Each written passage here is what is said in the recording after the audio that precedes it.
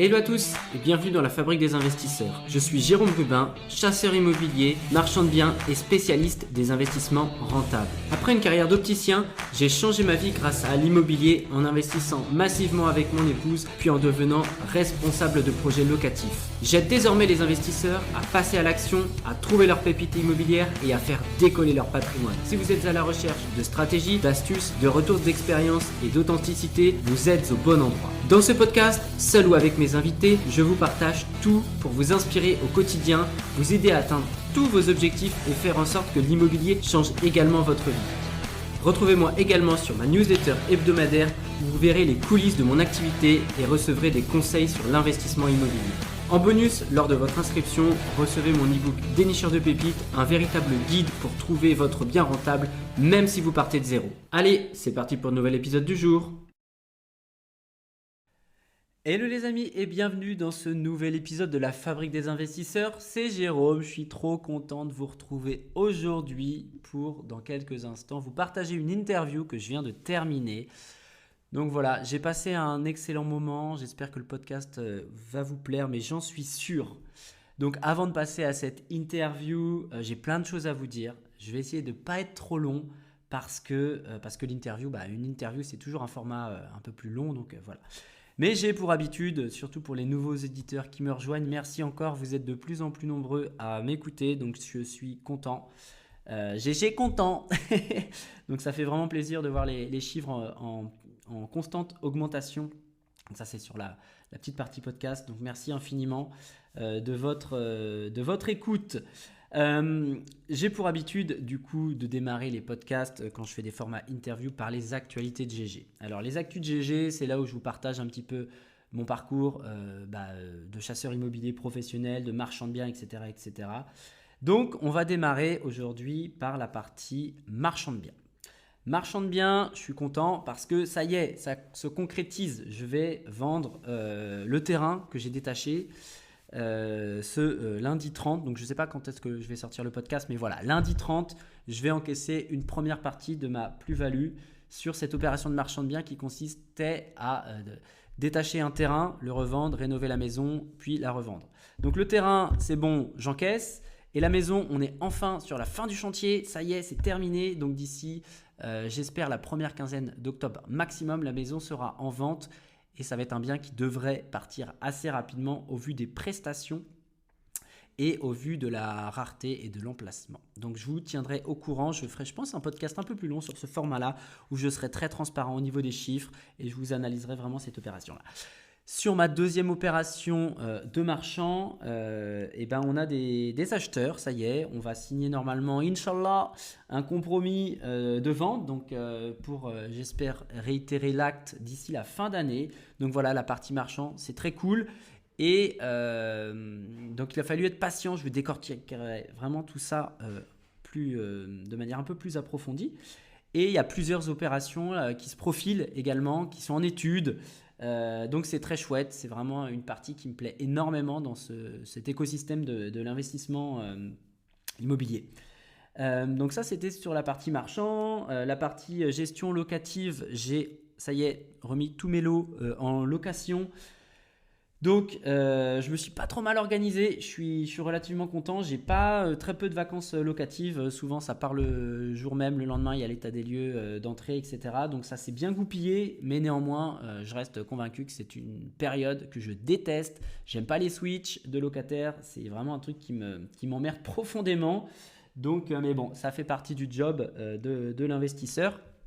Et du coup sur la partie business entre guillemets, je suis également ravi parce que je vais vous raconter d'ailleurs un petit truc, là ça va peut-être vous inspirer, mais on signe un projet pour des clients, un projet de clé en main, je leur ai trouvé une putain d'affaire sur un immeuble et en fait on devait signer le compromis et on s'est rendu compte qu'il y avait une véranda qui n'avait jamais été déclarée.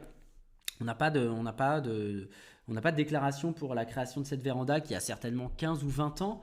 Et en fait, j'ai réussi à renégocier pour mes clients en toute dernière minute le fait que vu qu'elle n'était pas déclarée, on allait défalquer le prix du mètre carré de cette véranda, du prix de marché, etc.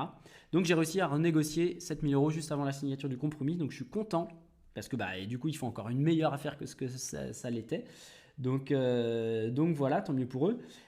Et également, petit appel à l'action sur le lien en barre de description. Je vous ai mis un lien Calendly pour pouvoir réserver un appel avec moi si vous avez un besoin d'accompagnement sur la montée en compétences dans votre carrière d'investisseur. Je propose des accompagnements sous différents formats, que ce soit du coaching one-one à l'année, du coaching assez intense en peu de temps, voilà, de la chasse à distance et de l'accompagnement sur le projet. Ça, c'est quelque chose c'est une nouvelle offre que j'ai sortie avec le site lebienrentable.fr. Donc aujourd'hui, je suis câblé pour pouvoir vous accompagner sur à peu près tout, à savoir le démarrage, la mise en place de la stratégie, la définition du secteur, comment trouver le bien, comment on organise une visite, comment on estime les travaux, comment on optimise un DPE, qu'est-ce qu'on met dans un compromis, comment on gère les travaux, etc. Bref, aujourd'hui j'ai la chance d'avoir une expertise qui est ultra poussée dans le domaine et je me propose tout simplement de vous accompagner sur vos projets, vous faire monter en compétences, vous apprendre, vous transmettre mon savoir. Donc si vous voulez en savoir plus, encore une fois, vous avez le lien dans la barre de description et je me ferai vraiment un plaisir de vous avoir en visio ou au téléphone, en fonction des gens. Il y en a qui ne veulent pas montrer leur tête, tant pis pour eux. Donc voilà, je me ferai vraiment un plaisir de prendre le temps de vous écouter et de comprendre votre problématique pour ensuite vous aiguiller du mieux possible vis-à-vis de votre besoin. Donc voilà, vous avez le lien dans la barre de description, donc n'hésitez pas. J'ai un peu de temps en plus, je vois mon emploi du temps qui se libère un petit peu sur les prochaines semaines, donc je serai à votre écoute pour pouvoir vous accompagner. Allez les amis, sans transition, on va basculer sur l'interview du jour. Franchement, vous allez vous régaler. Moi, j'ai adoré cet épisode avec mon invité dont je dévoile toujours pas l'identité. Donc, je vous souhaite une très très belle écoute. On se retrouve à la fin du podcast. Hello les amis et bienvenue sur ce nouvel épisode de la Fabrique des investisseurs. C'est Jérôme et aujourd'hui j'ai le smile parce que ça fait un moment que j'avais pas eu d'invité. Ça fait un moment qu'on essaye de se caler avec la personne que j'ai devant moi que je vais vous présenter dans quelques instants. Donc ça fait plaisir vraiment de reprendre les interviews inspirantes et j'espère qu'aujourd'hui vous allez apprendre plein de trucs. Donc écoute mon cher invité, je te laisse te présenter. Qui es-tu? D'où viens-tu? En tout cas, moi je suis ravi de t'avoir. Salut Jérôme, bah oui, c'est un plaisir d'être là aujourd'hui. Je m'appelle Florian. Moi, je suis de Saint-Étienne. Je suis papa d'une petite fille. J'ai 33 ans. Je suis investisseur IMO depuis 2020. Et voilà. À travers mon parcours, je suis devenu libre financièrement. Aujourd'hui, j'aide d'autres personnes à le faire également. C'est avec plaisir qu'on va pouvoir échanger aujourd'hui. On va retracer tout ça. Euh, Très drôle, enfin très drôle, non, c'est pas le cas, mais moi je me décris un peu comme ça. Tu as rapidement mis le fait que tu étais papa, tu vois. En tête, ça fait partie. Ah bah oui. Maintenant, on se définit en tant que papa, même avant qu'en tant qu'investisseur ou entrepreneur, parce que on en reparlera un peu plus loin dans le podcast, j'espère, mais la parentalité prend une place importante autour de l'investissement, ou l'un autour de l'autre, enfin peu importe. Ça s'embrique en tout cas et c'est important. Euh, donc, en préambule, on a eu beaucoup de mal à se capter avec Florian. Le premier coup, c'était ta petite qui était malade. Le deuxième coup, c'était moi. Enfin, tu étais aux urgences, je crois d'ailleurs. Deuxième coup, c'était moi qui étais aux urgences avec mon petit. Mais ça y est, en tant que bon acharné, on a réussi à trouver un créneau et on va un peu rebalayer ton parcours. Euh, D'où tu viens? Est-ce que tu as fait des études? Est-ce que tu étais prédestiné à faire de l'IMO? Déjà pour commencer. Ouais, avec plaisir. Bah écoute, en fait, donc moi je suis de formation ingénieur. J'ai fait des études plutôt traditionnelles. Et tout le paradoxe, c'est que en évoluant dans l'entreprise où j'étais, je me suis rendu compte en fait assez vite que bah, c'était pas forcément fait pour moi la voie du salariat. Donc j'ai eu la chance de me rendre compte assez tôt. Et l'avantage, c'est quand on s'en rend compte tôt. Donc à l'époque, j'avais 23 ans. c'est plus simple de faire des gros changements dans sa vie, puisque bah, souvent, Ouais. on n'a pas encore la famille, on n'a pas encore d'enfants. Si on se plante, entre guillemets, bah, on est tout seul, donc on peut quelque part manger des pâtes tout seul. Et donc, bah, en parallèle en fait, de mon école d'ingénieur, j'étais en alternance. Et donc, j'avais une troisième activité, c'est que j'ai tout de suite commencé à vouloir créer une petite entreprise. Donc, c'était de l'entrepreneuriat. J'ai créé une entreprise artisanale. Et quand j'ai quitté du coup le contrat et que j'ai obtenu mon diplôme d'ingénieur, j'ai lancé ma première activité artisanale qui était du nettoyage et du décapage écologique. On Ok. décapait des chalets, on décapait des chaises, des tables, du mobilier, des escaliers. Donc déjà un petit peu dans la sphère de la rénovation quelque part, avec la Sur fibre une base écologique. bois, forcément? Il y avait une base bois Ouais, pour. Ouais. principalement basse bois, effectivement, mais aussi métal. Donc voilà, une activité qui s'est bien développée. J'ai commencé donc à faire une étape intermédiaire. Donc c'est de l'indépendance financière, on va dire. C'est-à-dire que voilà, j'avais plus de patron. Donc déjà, je me sentais bien. Je sentais que j'étais dans la bonne direction. J'ai développé ça pendant 7 ans. J'ai eu une opportunité de vendre mon activité Ok. que j'avais créée. Donc, c'était une première opération. Mais tout le paradoxe, c'est que, c'est qu'en fait, je me suis rendu compte que même en étant indépendant, même en ayant son propre business, on n'est pas complètement libre en fait. Il manque quelque chose, c'est-à-dire que oui, je peux déléguer, j'avais des salariés à l'époque, mais quand même, on a une forme de responsabilité quand on est une Bien grande sûr. entreprise traditionnelle. Et en fait, par exemple, je donne l'exemple, je partais en vacances, je ne pouvais pas m'amuser, par exemple, à partir 6 mois à l'autre bout du monde, à gérer tout à distance et à revenir comme si de rien n'était. Et même, Mhm. j'aurais pas forcément été aligné avec ça par rapport à mes salariés. Et c'était pas ma vision des choses. Donc, c'est à ce moment-là où je me suis dit, OK, c'est bien, indépendance financière, je suis entrepreneur, je gagnais pas forcément plus que ça, je travaillais énormément, par contre. Ouais, ce que j'allais te dire, ouais, souvent, les PME, entre guillemets, les dirigeants sont pas forcément les mieux payés déjà. Et par contre, faut enquiller, faut enquiller le nombre d'heures en face, ouais. C'est ça, ouais. Donc, des grands 70 heures par semaine, souvent le premier arrivé, dernier parti. Et puis là, j'ai eu un déclic. C'est que j'avais autour de moi pas mal de chefs d'entreprise, donc de personnes qui gagnaient pas mal d'argent. Il faut savoir, moi de base, je suis vraiment d'un milieu populaire. Mes parents, ils étaient agriculteurs en fait, donc j'ai grandi à la ferme. Et d'ailleurs, c'est vraiment une force sur laquelle je m'appuie aujourd'hui. Ça me permet de garder les pieds sur terre. Mais du coup, j'avais pas mal de gens qui gagnaient beaucoup d'argent, des chefs d'entreprise, beaucoup de salariés, grosse carrière, etc. Et par contre, je voyais plein de profils qui n'avaient pas vu grandir leurs enfants, Mmh. qui, Ouais, OK. qui avaient beaucoup d'argent, mais qui finalement passaient à côté de certaines choses. Et en plus, me disaient, je regrette ci, je regrette de ne pas avoir vu grandir mes enfants, je regrette de ne pas avoir été présent. Et là, je me suis pris une claque, en fait, parce que je me suis dit, OK, moi aussi, d'une certaine manière, j'avais envie de gagner plus, de développer des choses, mais tout ça Mmh. Mais pour pas à quoi, en quel fait? p pas à n'importe quel prix, ouais. Mmh. C'est ça. Et donc, c'est là où il y a eu la transition. Je me suis dit, OK, maintenant, je vais prolonger, je vais aller plus loin que l'entrepreneuriat classique. Je vais aller sur un entrepreneuriat hashtag investissement où je vais pouvoir, en travaillant différemment, mettre en place des choses pour devenir d'une certaine manière libre financièrement et avoir des revenus qui petit à petit deviendront passifs et me permettront ben, d'avoir ce luxe que j'ai aujourd'hui, de pouvoir me lever le matin et me dire est-ce que je travaille, est-ce que je ne travaille pas.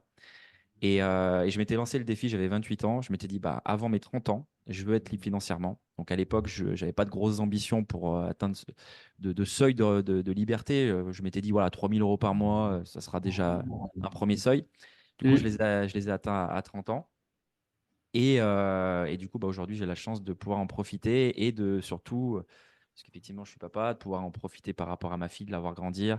Et je me sens beaucoup plus rempli et épanoui que je n'ai pu jamais, que je n'ai pu l'être jusqu'à présent, effectivement. Ouais, que ce soit dans la vie de salarié ou de dirigeant de PME, on va dire. Donc très, très intéressant, hein. Je pense que, moi alors je l'ai jamais, observé vraiment comme toi tu peux l'évoquer, mais, le fait de devenir parent, pour moi, on a cette responsabilité de voir nos enfants grandir. En fait, ça sert à quoi d'en faire si on les voit pas? C'est vraiment, C'est vraiment mon point de vue. Donc là-dessus, je te rejoins tout à fait. Et par contre, si tu pouvais expliquer la stratégie que tu as mis en place pour justement atteindre ce côté, indépendance financière, en l'espace de 2 ans, ce qui est quand même assez, ce qui va vite quoi, tu vois? Tu te dis en 2 ans, il peut se passer beaucoup de choses. Hem, est-ce que tu as fait un focus sur une typologie de biens, un focus sur une stratégie, d'exploitation? Yes, bah, je l'ai fait en 2 étapes en fait. La 1re phase, c'est que j'ai été, je pense, assez pragmatique. J'ai regardé en fait, j'ai pris, toutes les formations du monde, j'ai fait tous les events possibles. En fait, je me suis dit: «Essaye de faire déjà ce que font les gens qui réussissent à devenir libres Mmh. financièrement». Mmh.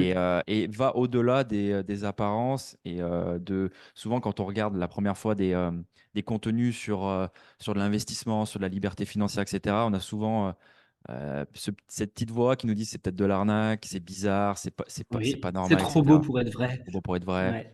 Je suis passé par là, le premier.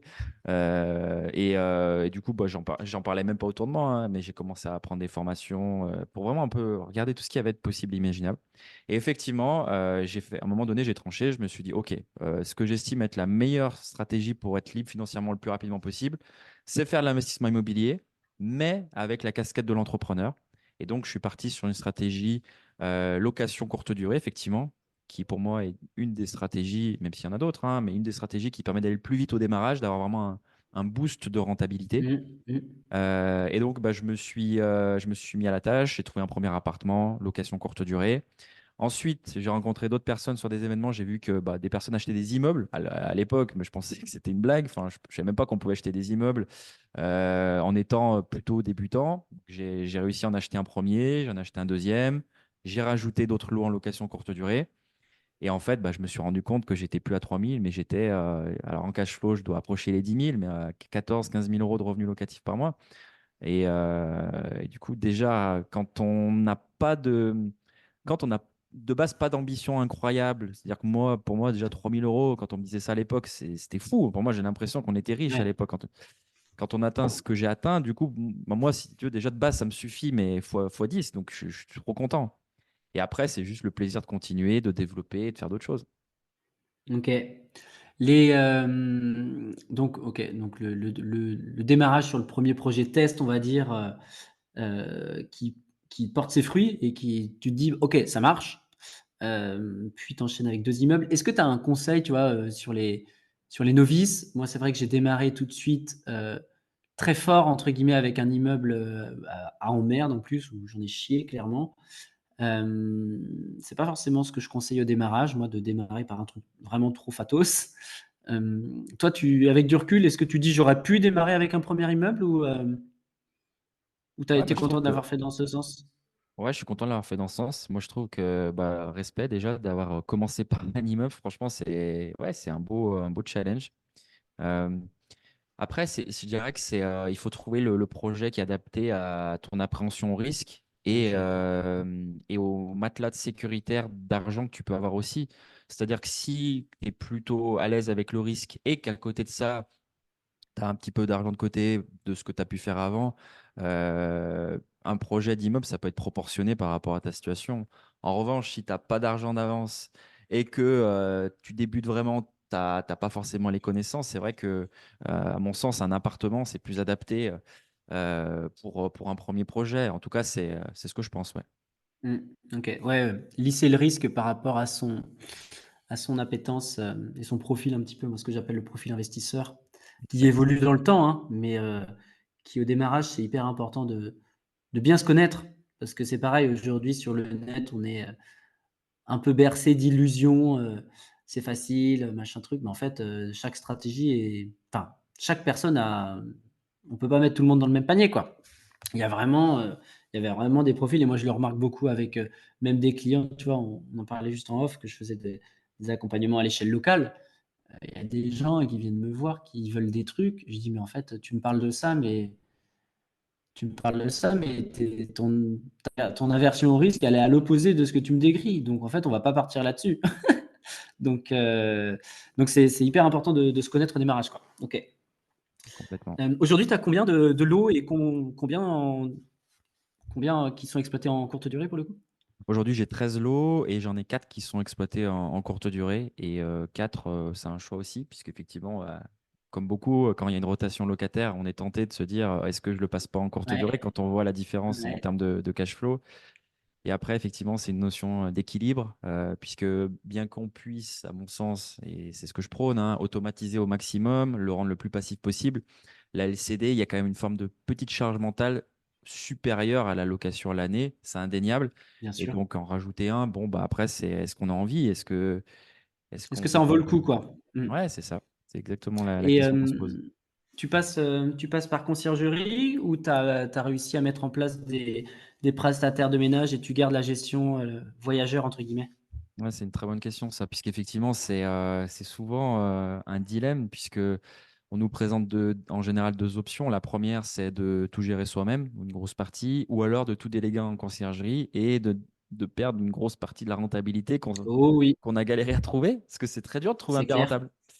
Moi, effectivement, bah, j'ai trouvé une troisième voie intermédiaire entre les deux, effectivement, où j'ai mis en place des outils et un processus, on va dire, de recrutement et de gestion des personnes qui travaillent avec moi et auprès des personnes que j'accompagne, ils font la même chose, pour que on garde une bonne partie de la rentabilité par rapport à la conciergerie, mais en gardant un côté passif où on sait que chaque étape, que ça soit le linge, le ménage, les consommables, les petits imprévus, parce qu'il y en a des petits imprévus quand on Mm. fait de la LCD. C'est celui qui sur Internet aujourd'hui dit oui, moi je fais de la LCD, c'est magique, il n'y a pas de problème, il ment. C'est C'est pas clair. possible, c'est pas Tiens, possible honnêtement. j'ai une question qui me vient en tête là, à la volée. C'est quoi ta pire expérience avec la LCD? Vraiment le truc, tu t'es dit: «Putain, quel enfoiré celui-là». Ah bah, moi, si tu veux, c'est horrible parce qu'en plus, c'est ma première réservation. J'étais tout content, donc j'achète mon appartement. Donc je le mets en location courte durée. Et là, je vois une réservation de 15 jours. Alors là, je me frotte les mains, je me dis: «Yes, c'est Ça bon, y est, c'est la parti». machine à cash est lancée, ouais. Tu sais, ceux qui font de la LCD, peut-être qui nous écoutent, il y a une fameuse petite notification quand on reçoit une réservation, ça fait comme le bruit du casino, Ouais, on devient ouais. addict assez rapidement. Et je me dis: «Bon, bah, super, ça démarre, à fond», autour de moi, on me dit: «Bah, tu vois, ça va marcher, tu as eu raison d'y croire», contrairement à ce que disaient d'autres personnes. Et je faisais l'accueil au début. Les premières réservations, je m'étais dit: «Ça peut être pas mal de rencontrer les voyageurs», pas automatiser, OK. dès la première réservation pour, prendre un peu les feedbacks, améliorer ce qui peut être améliorable et donc j'accueillais les gens et puis en plus, tu peux avoir, la possibilité de demander un avis. Tu as vu la personne, c'est plus simple d'avoir une bonne note. C'est important au début et là, j'y vais et je tombe du coup sur 2 femmes, alors, c'est toujours pareil, il faut faire attention à ce qu'on dit, mais disons que j'avais des gros doutes sur leurs intentions de venir dans mon appartement sur, la période. OK. OK. Donc, moi, en l'occurrence, j'avais le sentiment que j'avais affaire à de la prostitution et Mmh. en effet, elles m'ont demandé si elles pouvaient rester plus longtemps, payer en cash et En cetera liquide. et donc, bah, je me suis trouvé un petit peu en difficulté parce que quand on est avec les plateformes, c'est très difficile à gérer la prostitution. Oui. Ce qu'il faut faire attention parce que ça peut se retourner contre nous si on s'est trompé, donc il faut faire attention. Bref, je me suis retrouvé avec une réservation comme ça à gérer où j'étais en plus dans une copropriété, donc je me disais: «Bon, bah, à tout moment, ça va être, la fin Les pour voisins moi». vont débarquer, ouais. Voilà et donc bah, ma première réservation, ça a été ça. On a réussi, heureusement l'appartement a été rendu correctement. Heu, on a fait tout ce qu'il fallait pour qu'il soit nickel derrière. Mais disons que j'ai pris un coup de stress énorme où pendant, les premières nuits, je n'ai pas dormi parce que je me suis dit: «J'ai fait tout ça pour, en fait, finalement que ça aille dans le mur parce que je vais me faire arrêter, en fait». Ouais, Donc donc tu avais voilà. cette mais comme tu dis, hein, c'est moi j'ai eu le cas cet été, tu vois? Sur pareil, sur, une dame de joie, pour parler gentiment et en fait, moi, c'est dans un de mes immeubles, donc pour le coup, bah, c'est moi le propriétaire, de l'intégralité et j'ai un un mec qui est là depuis 2 ans maintenant, qui m'appelle, il me dit: «Jérôme», il me dit: «Ça recommence» parce que j'en avais eu l'année dernière. Il me dit: «Jérôme, ça recommence» et le mec, il était au bout de sa life. Il me dit: «C'est pas possible, je peux pas tolérer ça, machin truc». Je dis: «OK, pas de problème, merci de m'avoir prévenu». Je raccroche et ce que j'ai fait, c'est que j'ai contacté la personne qui avait réservé. Je dis: «Maintenant, c'est très simple. J'ai mon locataire qui vous a croisé, qui a vu, 1 ou 2 allers-retours de monsieur. qui avait l'air content de repartir de l'appartement, soulagé, allégé, je sais plus comment je lui avais dit ça. Je dis: «Maintenant, c'est très simple, vous avez 30 minutes pour partir, sinon les flics débarquent avec moi derrière». J'y allais au bluff, hein. J'y suis allé au bluff, mais je lui ai mis un gros coup de pression, ça a marché et elle voulait que je lui rembourse ses nuitées parce elle avait réservé sur 2-3 nuits et là, c'était le 1er jour ou le 2e jour. Elle avait déjà passé une nuit, je crois et je lui dis: «Beh, oui, oui, je vais vous rembourser» et je l'ai jamais remboursé, mais par contre, elle a foutu le camp et ouais, ça fait partie des aléas Ouais, de la LCD malheureusement sur certaines villes parce que j'en fais, dans 2 villes différentes moi et sur l'autre ville qui est une petite ville entre guillemets «de campagne», j'ai pas ces problèmes-là. bien sûr. J'ai jamais eu ça. Donc bon, ça fait partie, malheureusement des fois des choses à gérer. Tu as d'autres, petites anecdotes croustillantes ou ça reste assez soft au final? Mais bon, c'était la première fois. Ouais, bien sûr. Non, honnêtement, c'est vrai que finalement, c'est la première réservation et globalement, j'ai jamais eu mes appartements saccagés, j'ai jamais eu d'histoire incroyable. Après, globalement, c'est que des petites péripéties réglées par un artisan, mais heu, voilà, c'est juste que c'était la première, quoi. OK, ouais, bah, oui, c'est une première dont on se souvient. C'est ça. OK et bon, bah, très, très intéressant donc on va dire un tiers de ton parc immobilier en LCD, mais Ouais. je te rejoins sur le fait qu'il faille, comment dire? Équilibrer, enfin, je pense qu'on a cette vision-là aussi avec, le côté parentalité où on peut pas, voilà, il faut trouver un équilibre, Exactement. vie d'investisseur et puis, et vie perso. Est-ce que sur les biens que tu as achetés, c'était des biens, comment dire? Sur lesquels tu as fait beaucoup de travaux? C'était des trucs dégueulasses que tu as bien rénovés? Sur la partie travaux, est-ce que tu as eu des merdes à gérer avec les artisans? Comment ça s'est passé à ce niveau-là? Alors, concernant les travaux, j'ai eu l'opportunité d'investir, dans plusieurs villes et dans des villes où justement il y avait, déjà un potentiel de rentabilité assez présent. Ce qui fait que l'intérêt de ces villes, c'est qu'on n'a pas forcément besoin, contrairement à d'autres, de vraiment repartir à zéro et de tout recommencer. Donc, bah, finalement, j'ai eu des niveaux de travaux assez faibles. Pour te donner un ordre d'idée sur, si je devais faire la moyenne de travaux par immeuble, ça doit être autour de 40 000, Ah 45 000 ouais, €. ah c'est pas Pour, grand-chose. le premier silo, le deuxième e 5 lots, en sachant que, effectivement, il y a quelques appartements qui étaient loués, donc j'ai pas encore fait les travaux, au moment venu, mais voilà. Donc, j'ai eu cette chance-là et par contre, au niveau artisan, même s'il y a pas eu un volume de travaux très, très important, oui, j'ai vu pas mal j'ai eu pas mal de difficultés comme beaucoup, hein, et c'est ça Ouais, ouais, qui fait progresser aussi. J'ai eu des difficultés à faire respecter les délais, comme beaucoup. J'ai eu des ça difficultés c'est avec les acomptes où, bah, on joue un peu avec les acomptes, mais finalement, bah, quand on est débutant, on n'a pas forcément, l'expérience de savoir ouais. comment on doit jouer ce jeu de rôle un petit peu, Mmh. d'acompte, de Mmh. pression, d'avancer des travaux. Et donc voilà, j'ai eu quelques petites péripéties, mais globalement, ça a été, ouais. OK. Bah, moi, pour te donner des exemples de mon démarrage, rocambolesque en 2020, mes premiers achats, locatifs, on va dire. J'ai eu, bah, j'achète le premier immeuble là, je dois le signer en juin et j'achète la coloc après en juillet ou l'inverse, peu importe. Sur la coloc et j'aime bien le répéter aux auditeurs parce qu'il y a toujours des nouveaux auditeurs. Sur la coloc, je me fais entuber par un artisan à hauteur de 20 000 €. Pareil, règlement d'acompte. Il avait il avait demandé beaucoup, plus que la norme, et avec du recul, je me dis: «Jérôme, tu étais vraiment un débile», mais c'est pas grave. Et en fait, on a eu, affaire à un escroc professionnel. Un mec qui avait déjà été condamné à ça plusieurs fois auparavant, qui avait fermé la boîte, qui était qui était en interdiction d'ouvrir une autre société. En fait, il l'avait ouvert au nom de sa compagne, enfin, c'est sa compagne qui l'avait ouvert. Ouais. Et bon bref, et le mec, c'était tellement incroyable.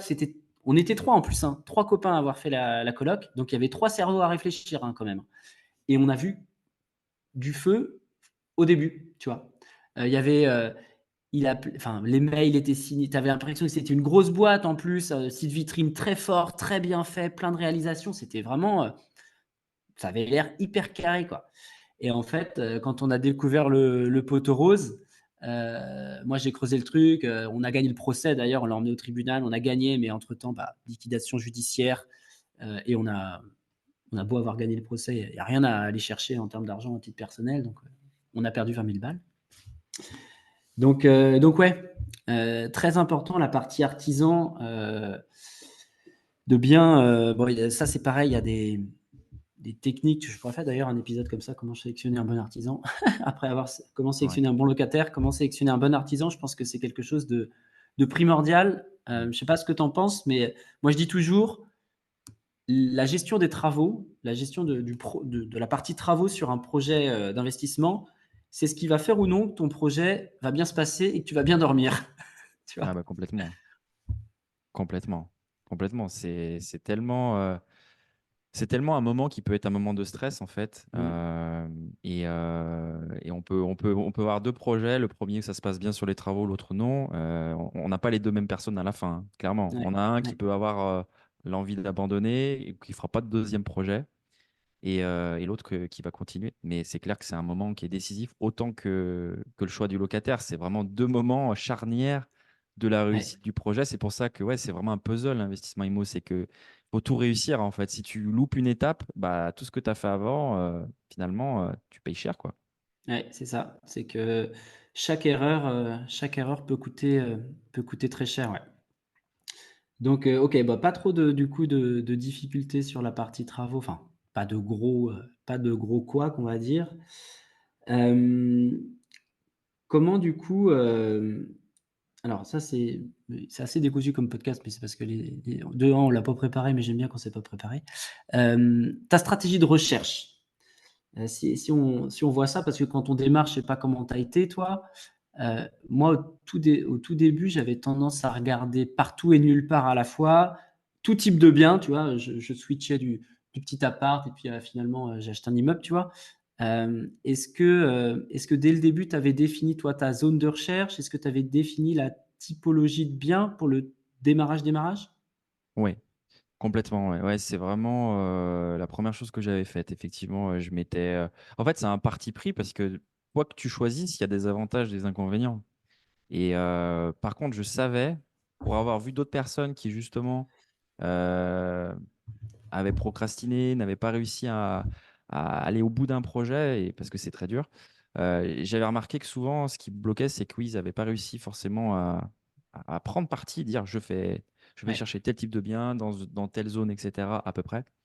Et donc, bah, j'ai pris le parti pris de dire, bon, bah, moi, je pars sur de la LCD, un appartement qui fait à peu près cette taille et dans cette zone géographique. Et après, bah, j'ai mis vraiment toute mon énergie ouais. là-dessus.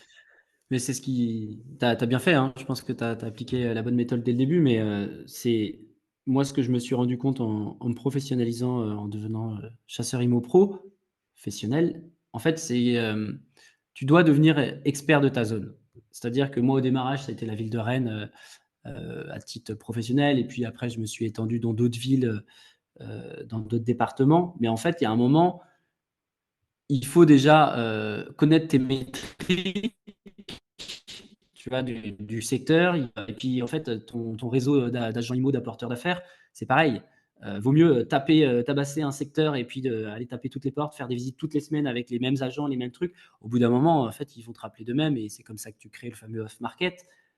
Mais ouais, encore une fois, tu vois, là, sur les groupes d'élèves que j'accompagne, là, il y en a qui hésitaient sur le secteur, qui me partaient, mais dans tous les sens, tu vois. Je dis, mais non, non, non, là, stop. Machine arrière, on arrête. Cette ville-là, elle est à combien de temps de chez toi? Ça t'oublie. Enfin, bref. Et en fait, vraiment recentrer le truc pour, comme tu dis, c'est l'effet loop, quoi. Tu viens, tu viens te concentrer sur un secteur et c'est là où tu trouves les bonnes affaires, en fait. Parce que tu es concentré, tout simplement, ouais. Exactement. On avait dit qu'on parlerait, un petit peu du côté, je garde la surprise pour la fin, enfin la surprise, quel est le mot? Le petit côté, allez, je tease un petit peu, tu es en train de réaliser un investissement, exotique. Voilà, je resterai là et on va voir ça juste après. Hem, Ce qui nous caractérise, outre, le nombre de lots et la trentaine passée, c'est le côté vie de famille. Hem, En quoi l'immobilier, ça a, transformé, potentiellement ton couple et le fait, et la paternité, tu vois? Ça te permet quoi aujourd'hui? Ouais, ça a complètement changé ma vie. En fait, il y a 2 choses. Il y a le côté positif de la chose. Donc, je vais peut-être commencer par te répondre sur cette partie et puis, j'enchaînerai sur le Late Challenge, aussi, parce que ça m'a Ouais. aussi poussé dans une zone, un peu de difficulté ces derniers temps. Concrètement, ce que ça change, bah, je vais te donner un exemple concret de ce que je ne pouvais pas faire avant et que je peux faire aujourd'hui et qui, à mes yeux, est un game changer complet. C'est que ma fille, elle est à la crèche, du coup, la journée. Des fois, il y a des activités. Dans mon ancienne vie et dans la vie de la plupart des personnes, c'est impossible au dernier moment de pouvoir s'y rendre, etc. Bah, avant-hier, il y avait la ferme, du coup, à la crèche. Au dernier moment, donc c'est-à-dire le matin même, je me suis dit, ah bah, je vais y aller. Et du coup, je suis allé accompagner ma fille, on a passé un bon moment, etc. Rien que ça, rien que ça, pour moi, ça a une valeur inestimable. Donc, juste le Mmh. fait de pouvoir gérer sa vie un petit peu comme on l'entend, de pouvoir effectivement bah, profiter des moments importants de la vie, parce qu'en fait, on se rend compte que ça passe très vite. Heu, je pense honnêtement que la trentaine, c'est une belle décennie, où on a beaucoup de choses à vivre et en même temps, on est tenu de faire plein de choses. Souvent, c'est un moment où on est très porté sur le professionnel. Quand on est dans une entreprise, on va vraiment souvent travailler très dur pour être Mmh. promu, avoir des gros postes et cetera et paradoxalement, c'est là où, en général, on a nos enfants donc on est un peu en jeu d'équilibriste et d'avoir Une ce ambivalence, loisir, ouais. Mmh. avoir ce loisir de pouvoir en profiter et de pouvoir partir en vacances aussi. On a la chance de partir, assez régulièrement.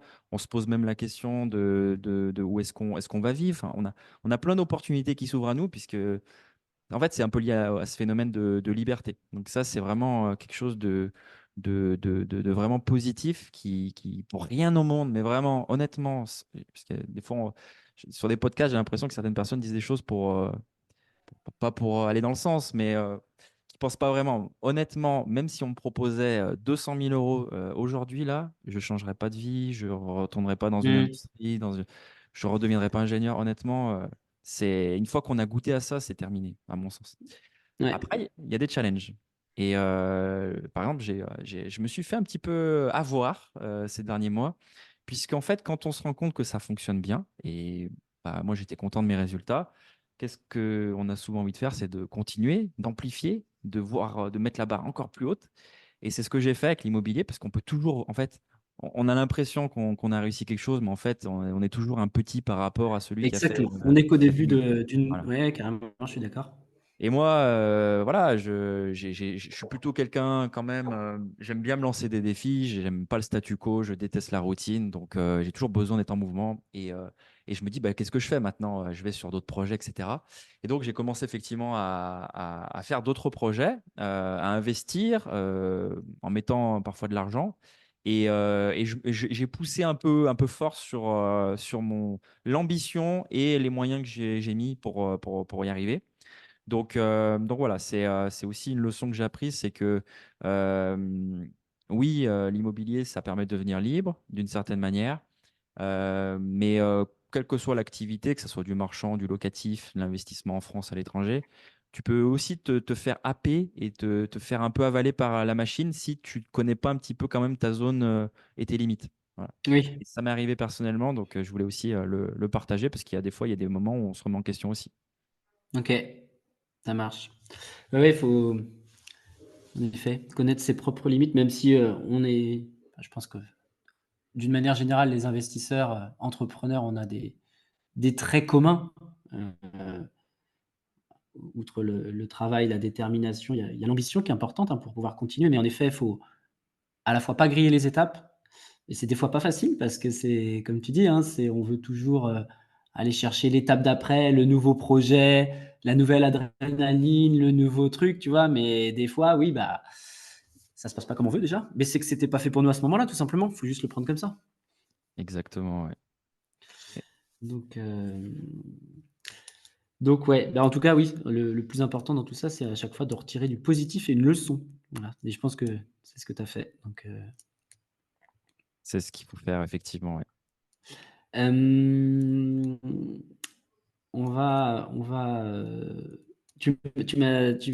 t'as assez attiré ma curiosité là en tout début quand on a causé un petit peu sur justement une nouvelle stratégie d'investissement que tu démarres, on va dire. Et on va rester assez évasif d'ailleurs parce que Florian en parlera sur ses propres médias dans un second temps, voilà. Mais est-ce que tu peux nous décrire un petit peu cette, euh, cette volonté d'aller investir ailleurs, on va dire? Oui, bien sûr. Alors, la première chose, c'est que je reste un ferveur défenseur de l'investissement en France, hein. Toutes les personnes que j'accompagne, en tout cas la grosse majorité des personnes que j'accompagne à investir dans l'immobilier rentable en France, c'est en France. Donc, je crois toujours dans le potentiel de changer de vie grâce à l'investissement en France. Mais j'essaye, encore une fois, c'est un petit peu la même chose qu'avec la LCD. C'est-à-dire que oui, on peut être fan d'une stratégie, on peut mettre le focus pendant plusieurs années sur une stratégie, tout en se disant, dans un deuxième temps, je vais aussi faire autre chose, diversifier et ne Mmh. pas mettre tous mes œufs dans le même panier. Et en fait, j'essaye d'avoir une vision un petit peu plus long terme, c'est-à-dire que oui, j'investis en France, oui, je continuerai à investir en France, mais j'ai aussi envie de diversifier pour plusieurs raisons. La première, c'est que je pense que c'est comme même dans tous les business, c'est qu'il faut y anticiper un petit peu dans quelle Oui. direction va un marché. Le Mmh. marché de l'investissement en France, c'est un marché aujourd'hui où on peut gagner beaucoup d'argent. Et on est nombreux à gagner beaucoup d'argent. Néanmoins, est-ce qu'on sait si dans 5 ans, dans 10 ans, on gagnera autant? Non, on ne le sait pas. Et en plus de ça, on a quand même un sens de l'histoire, une, un ressenti qu'on peut avoir, je pense, qu'on partage beaucoup en tant qu'investisseur, c'est que l'État, les gouvernements, sans faire de politique, n'a pas vraiment l'intention de nous favoriser. Au contraire, Non. c'est plutôt à nous freiner, comme il y a beaucoup d'argent, évidemment, il y a un intérêt aussi. Donc, l'idée, c'est de se dire, OK, très bien, j'ai investi en France, je vais continuer à le faire, mais je vais aussi investir à l'étranger. Pourquoi? Parce OK. que ça va me permettre d'avoir déjà une diversification géographique. Donc, très bien, j'aurai des biens qui seront dans différents pays, des actifs dans différents lieux et également dans différentes devises. Comme ça, je sécurise également ce levier-là. Et la cerise sur le gâteau, c'est que pour ceux qui commencent peut-être à en entendre parler, à s'éveiller sur l'investissement à l'étranger, la plupart du temps, en tout cas, après ça dépend des goûts, mais la plupart du temps, c'est quand même des destinations assez agréables qui sont actuellement des destinations où on peut investir et où il y a des opportunités. Donc, sans donner là où j'ai investi, parce que j'en parlerai bientôt, mais en gros, on va dire qu'il y a le Mexique, il y a Maurice, il y a Dubaï, il y a Bali et d'autres. Mais souvent, c'est des endroits où on peut, pourquoi pas, se projeter sur un lieu de résidence secondaire, un lieu de résidence tout court, en tout cas y passer du temps. Et je dirais que voilà, ces trois critères, donc diversification géographique, diversification de la devise et le petit bonus, pouvoir en Oui, profiter, l'achat plaisir potentiel, ouais. Mmh. couplé à de la rentabilité, c'est ça qui est fou, c'est que en France, on le sait bien, hein, c'est pas en achetant un bien rénové, on va dire complètement sur une avenue prestigieuse, toute neuve, où on va forcément faire la rentabilité. La réalité, c'est que souvent on va dans des endroits qui sont un petit peu moins sexy, euh, faire beaucoup de travaux, etc. Et l'avantage, en tout cas, de l'investissement à l'étranger, c'est qu'on peut trouver parfois du neuf, presque du paradisiaque, en fait, et de la rentabilité. Donc, voilà pourquoi j'y suis allé. Mais OK. encore une fois, comme j'essaye d'être équilibré, il y a aussi beaucoup de challenges, beaucoup de difficultés. Et paradoxalement, ça nous ramène aussi aux avantages de la France. OK. Ouais, ouais, ouais, beh, c'est toujours, avantage, inconvénient, on pose ça et puis on voit si ça vaut le coup, mais je te rejoins à 2000 sur, et la question d'après va en découler, sur le côté diversification. Alors, moi, je suis pas diversifié en termes d'immobilier à l'étranger. Par contre, j'ai des actifs, en bourse, on en parlait. Moi, j'adore l'investissement en bourse, crypto aussi depuis 5-6 ans maintenant. Donc j'ai des actifs, on va dire sur ces trois leviers-là, immo, bourse et crypto. Mais c'est primordial aujourd'hui d'avoir une vision. En fait, je pense qu'il faut, quand on est investisseur, qu'on peut démarrer avec l'immobilier, c'est très bien, c'est l'effet de levier, c'est incroyable en France. Comme toi, moi, je suis issu d'un milieu classe moyenne, on va dire. Et ça m'a pas empêché, en fait, en l'espace de 2 ans et demi avec ma femme, de soulever plus d'1 million de patrimoine. Chose que mes parents n'ont jamais fait, en, 30 ans ou 40 ans de, tu vois, Ah, mais d'investissement avec juste des ça, RP, quoi. en fait, juste ça, c'est juste fou, en fait. Dire que en venant un petit peu de n'importe où, tu peux lever 1 million Mmh. et à la fin des remboursements, être propriétaire de ça. Juste Mmh. ça, c'est juste incroyable quand on prend un peu de recul quand même. Juste ça. Ouais. Ouais, ouais, ouais, tout à fait. Alors, il a fallu user de différents stratagèmes, hein, parce qu'on va pas se mentir, moi j'ai jamais gagné, 4 ou 5 000 € dans ma vie étant salarié. En tant qu'opticien, c'était plutôt 1 700 balles. Donc il a fallu être malin, j'ai envie de dire. Mais c'est possible, en fait, c'est possible, et c'est vrai que pour démarrer, l'IMO, c'est trop bien, mais après, en effet, quand on commence à avoir une vision, d'investissement d'investisseur global, en fait, d'investisseur 360, tu vois? C'est important d'aller sur d'autres actifs. Là, toi, tu pars à l'étranger sur ces nouveaux investissements, et en fait, c'est ça qui est trop bien. C'est qu'au bout d'un moment, on se rend compte que, il faut savoir surfer la vague là où elle est, tu vois? Donc, l'effet de levier, c'est une super vague pour démarrer, et puis après, peut-être qu'elle va s'essouffler. Là, il y a eu le cas d'ailleurs, avec la montée des taux depuis un an et demi, bah, on se rendait compte que l'immobilier locatif, c'était un peu plus compliqué, d'aller chercher, de la renta, enfin du cash flow du moins, au vu au vu des taux. Et ben, moi à ce moment-là, j'ai commencé à switcher sur du marchand. Tu vois? Je me suis dit: «Bah, le locatif, de toute façon en plus, depuis un an, je suis plus salarié donc je peux plus emprunter. J'ai pas forcément envie de m'associer à l'instant T. Bah, je vais faire du marchand et je vais le financer hors banque». Donc tu vois, en fait, tu vas là où va la vague, et puis, bah, là, les gens qui sont très crypto et qui sont bons à ça, bah, il y a des super coups à faire, et cetera, et cetera. Faut, faut avoir, tu vois, le spectre assez large, quoi. Ouais, ouais, c'est très juste ce que tu dis, je trouve. Le fait de surfer les vagues, c'est quelque chose où je pense que c'est capital en tant qu'entrepreneur, investisseur également. C'est que on peut pas défendre un business model tout seul dans son coin en fait. Il y a un moment donné, il faut choisir quelque chose où il y a un potentiel et où il y a des résultats. Et surfer la vague, effectivement. Et quand on voit que la vague baisse, aller sur une autre, il faut être à l'aise avec ça. Beaucoup de Mmh. personnes qui pensent qu'une fois qu'ils ont choisi quelque chose, ils vont faire ça toute leur vie, que ce soit l'entreprise, que ce soit un secteur d'activité. Mais en vérité, surtout quand on est entrepreneur, on est obligé de s'adapter au cycle, en fait.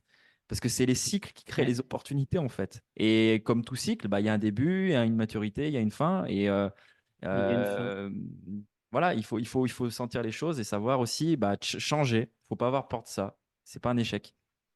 Non, non, et au contraire, c'est un renouveau même, c'est ça qui est trop bien. Absolument, Quand ouais. tu vois, moi, le marchand, j'observais ça de loin depuis quelques temps, on va dire. Et quand je me suis lancé là, bah, en fait, à partir du moment où tu prends une nouvelle, logique de calcul, de nouvelles compétences finalement, et ben, en fait, les projets IMO, tu te rends compte que tu arrives à les twister dans tous les sens, et c'est ça qui est trop bien. Ouais. C'est-à-dire que, l'autre jour, j'ai eu un appel là avec un gars qui est sur mon secteur, autour de Rennes. C'est même pas un élève de formation en plus, parce il a acheté une formation à quelqu'un d'autre, mais je l'aide quand même parce que je l'aime bien. Il se reconnaîtra peut-être. Et il me dit: «Bah, Jérôme», je prenais de ses nouvelles tout simplement parce que je sais qu'il avait un projet en cours. Il me dit: «Bah, voilà, ça c'est le projet en locatif, machin truc, mais la banque elle veut pas me financer, elle veut pas me suivre». Je dis: «D'accord, mais est-ce que tu l'as twisté en marchand? Est-ce que tu as posé les chiffres, tu vois, tu changes, tu te décales. Là, tu as ta vision d'investisseur, aujourd'hui en locatif parce que c'est par quoi tu démarres. Mais si tu te décales et que tu l'angles ce projet-là sur un projet de marchand, heu, est-ce que c'est rentable? Est-ce que tu as des contre-indications PLU ou autres? Est-ce que l'opération elle est réalisable déjà? Et si oui, est-ce que les chiffres sont bons? Et si oui, est-ce que tu es capable d'aller trouver du financement hors banque pour aller réaliser ce projet? Et en fait, c'est l'avantage de développer ces nouvelles compétences, c'est que, bah, d'un projet, toi, c'est pareil, tu as tes immeubles, et bah, le jour où tu les revends, tu te poseras la question: «Est-ce que je les revends en monopropriété ou est-ce que je les revends à la découpe?» Donc en fait, tu vois, c'est ça qui est trop, trop bien, de pouvoir, petit à petit, voir des choses que tu voyais pas avant, quoi. Ouais, complètement. Bah, tu vois, ce que tu as vécu en marchant, le fait de découvrir quelque chose, moi, je l'ai découvert avec l'investissement à l'étranger. C'est pareil, tu découvres des nouvelles choses, tu n'avais même pas conscience. Et du coup, ça donne une vision beaucoup plus complète du spectre de l'investissement immobilier, plutôt qu'être ultra spécialisé. et dire ma stratégie, c'est la meilleure et je vais la garder toute ma vie. Comme ça, tu as Ouais. une vision complète et tu vois les avantages de chaque élément. Donc, c'est top, je te rejoins complètement. Ok.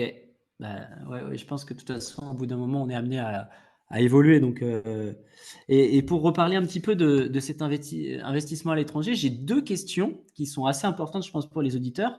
La première, c'est comment on finance un investissement à l'étranger? Est-ce que c'est que du fonds propre? Est-ce que on peut lever de la dette? Comment ça se passe? Ouais, bah ça c'est une énorme une énorme question parce que c'est effectivement un des plus gros challenges. Du coup, ma réponse, elle va être globale parce que c'est vrai que c'est un des points communs de toutes les destinations pour investir à l'étranger, c'est que c'est beaucoup, beaucoup plus difficile d'obtenir un financement. Pour raconter ce qu'on veut, c'est la vérité. C'est pas impossible, c'est pas impossible. Je dirais que dans certains cas, quand on a une activité dans le pays en question, on peut réussir à obtenir un financement. On peut aussi obtenir un financement depuis la France avec dans certaines conditions, mais on y laisse des plumes forcément. C'est sûr que c'est beaucoup, beaucoup moins simple qu'investir sur un bien en France avec une banque française. Donc, ce qui se passe, c'est qu'en effet, la plupart du temps, en tout cas, on va être dans l'obligation d'amener du cash, Ouais, effectivement. Alors, il y a différentes moyens de contourner un petit peu ça. C'est-à-dire qu'on va amener du cash, mais parfois, les promoteurs, quand c'est du neuf, ou en tout cas, les partenaires sur place nous permettent d'une certaine manière de lisser les paiements, alors, pas sur 20 ans et encore moins sur 25, mais en tout cas, ça n'existe pas, mais en tout cas, sur un certain nombre d'années qui permet finalement de répartir les paiements. Et ça permet du coup de lisser tout ça. Donc, c'est pour ça que, à mon sens, c'est pertinent d'envisager ce genre de stratégie plutôt dans un deuxième temps. Donc, mm, sous une forme de diversification, puisqu'en général, quand on en est à ce stade, on a déjà fait un peu de cash sur la partie France, on va dire, la partie rentable en France. Et du coup, ben, ce cash, on peut l'investir à l'étranger. Mais c'est sûr que l'inverse, c'est-à-dire démarrer directement par l'étranger, sauf qu'à particulier, ça serait beaucoup plus difficile, puisqu'en effet, le financement, c'est c'est, l'inconvénient. Et c'est là qu'on voit la magie du levier bancaire français. oui, oui, oui. J'ai l'impression que je fais que dire ça depuis que j'investis à l'étranger, alors qu'avant, Ça te pour moi, paraissait naturel? c'était comme la sécurité sociale, quoi. Enfin, dans tous les pays, on peut emprunter à la banque. Enfin, c'est normal, c'est facile, on peut l'avoir sur 20 ans, sur 25 ans. Et ouais, non, pas du tout. On a de la chance en France, en fait, on a des banques qui sont extrêmement puissantes et en même temps qui nous permettent, à partir du moment où on rentre dans les cases, évidemment, je ne Bien dis pas sûr. que c'est simple Mm. d'avoir un financement, mais par contre, je peux me permettre de dire, parce que je l'ai fait, que investir en France et obtenir un financement en France, en tout cas, c'est beaucoup plus simple que obtenir un financement à l'étranger. Ça, c'est une certitude. Ok. Et sur la partie gestion locative, tu vois, qui est l'autre, qui peut être un autre frein en fait sur les investissements à distance, même en France, hein, tout simplement, hein. Oui. Euh, Comment ça se passe? Est-ce que tu as des services, enfin, c'est peut-être annexé d'ailleurs au promoteur ou à l'intermédiaire entre guillemets avec qui tu passes pour réaliser ce projet? Il te propose des partenaires locaux? Ouais, ça, c'est un point qui est encore une fois ultra important. C'est un deuxième gros challenge parce que bah, mon premier investissement, mon premier appartement, là, si je prends la route, là, j'y suis en 2 minutes. J'y suis en 2 minutes à pied, quoi. Là, je vais me retrouver avec un bien très très loin où je suis obligé de prendre l'avion pour y aller. Donc, on a tout de suite un gros challenge, on a peur. D'où il faut compenser en fait. Et comment on compense? Ben, déjà, l'étude de marché, elle comporte sur le bien, sur ce qu'on veut faire en termes d'investissement, mais également sur les partenaires qu'on peut trouver sur place. Est-ce qu'en investissant dans tel endroit dans le monde, je peux être en capacité assez facilement de trouver des personnels de confiance sur qui je vais Ouais. pouvoir m'appuyer pour les travaux, l'exploitation et la gestion derrière. Donc, c'est Mm. pour ça que je pense qu'il faut encore plus bosser sur cette partie-là quand on investit à l'étranger, sur l'équipe, sur qui va gérer, etc.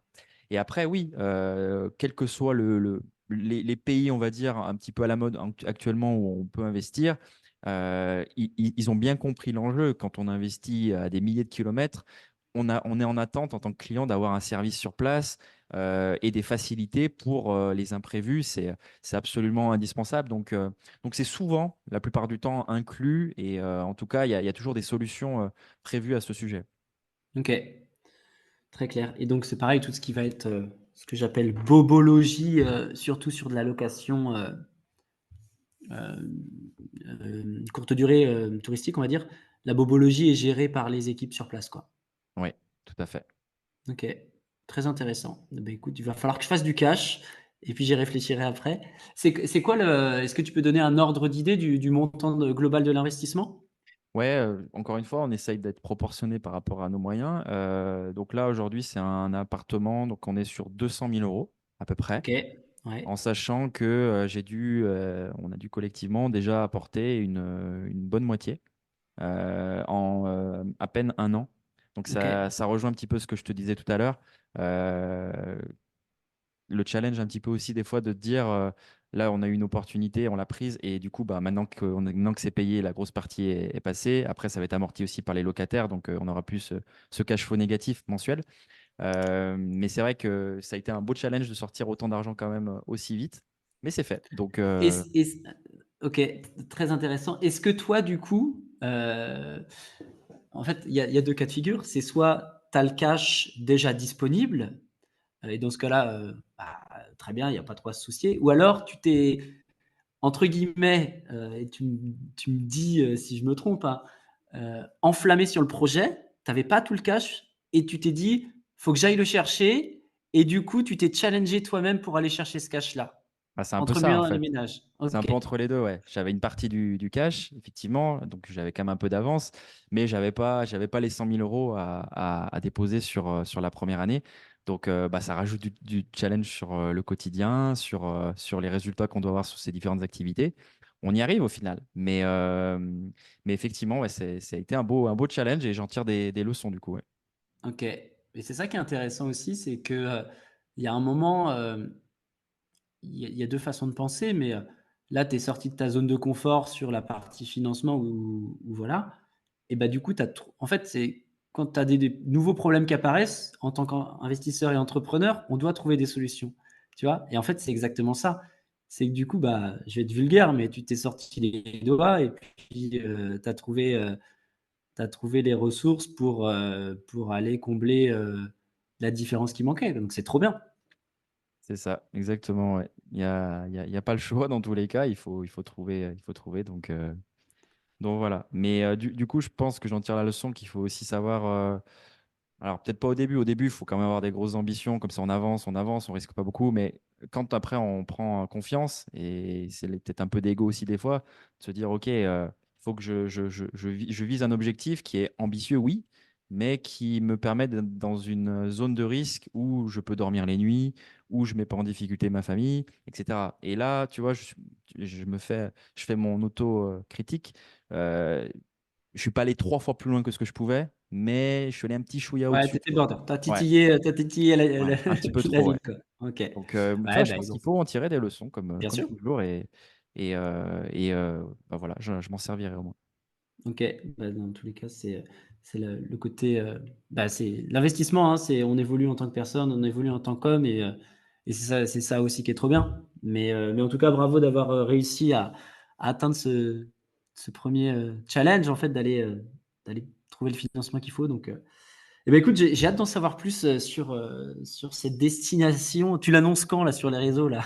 Ah, bientôt, d'ici la fin d'année, là, donc d'ici 2 mois, on va se rendre sur place. Du coup, je ferai une annonce à ce moment-là, effectivement, pour faire. En fait, l'objectif, c'est que je fasse un peu vivre bah, comment ça se passe concrètement, puisque bah, c'est complètement différent de ce qu'on a l'habitude de voir. Il y a très peu de contenu quand même sur ça. En tout cas, très peu de personnes qui sont désintéressées, parce que tu as du contenu sur l'investissement à l'étranger, mais c'est tout le temps des personnes qui te vendent quelque chose, qui te vendent un Ouais, projet, qui te. Là, moi, c'est plutôt le parcours de l'investisseur que je vais présenter. Et du coup, ouais, d'ici 2, 3 mois, je vais pouvoir partager tout ça. OK.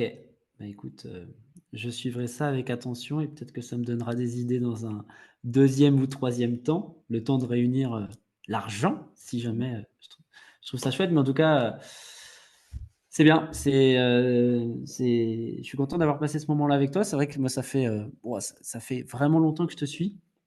Enfin, quand je dis vraiment longtemps, j'en sais rien, 6 mois, un an, donc ça commence à faire et c'est vrai que tu m'inspirais beaucoup de bonnes ondes et je suis pas déçu. Je pense qu'il y a pas mal de points en commun sur les parcours, la vie de famille et puis, et l'ambition qu'on a derrière. Donc merci pour ce bel échange.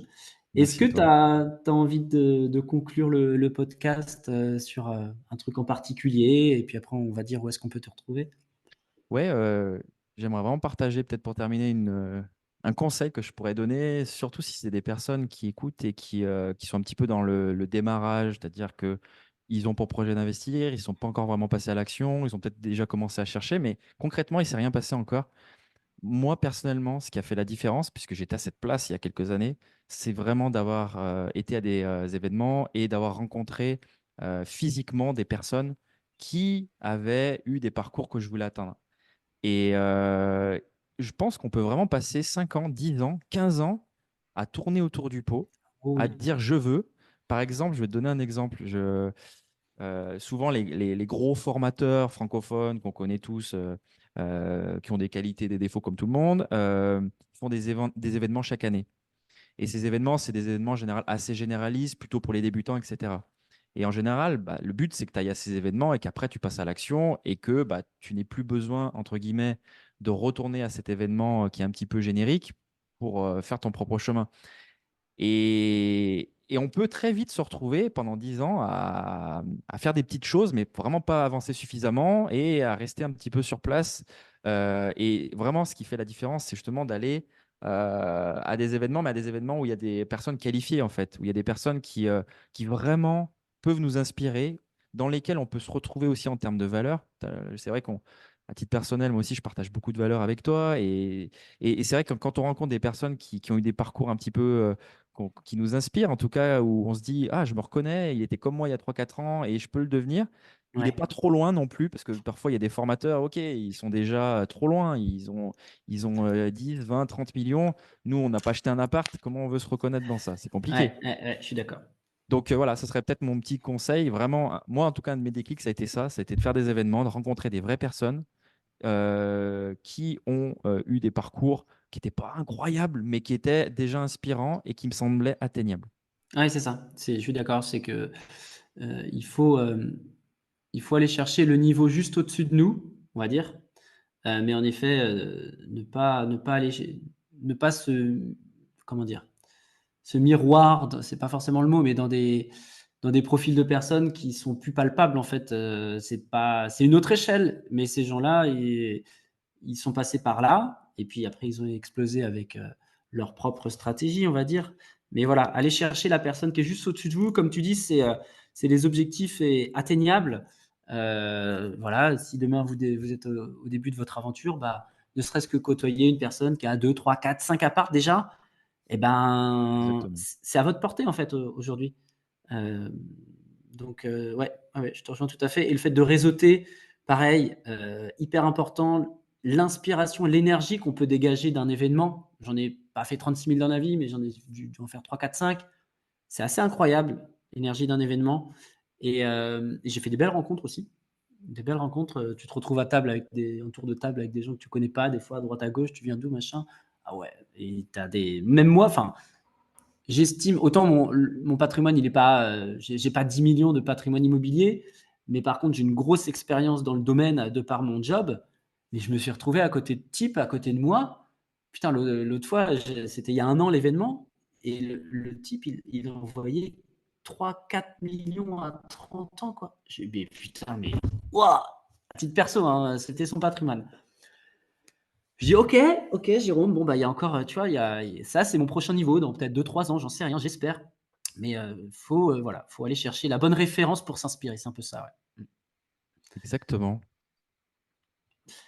OK, alors est-ce qu'on peut nous dire où on peut te retrouver? Alors forcément sur Instagram, je te laisse, les plaies. Ouais, bien sûr. Ouais. Donc, sur Instagram, c'est tout simplement mon prénom et mon nom. Donc, Florian-du-bas, Boni, B-O-2-N-Y.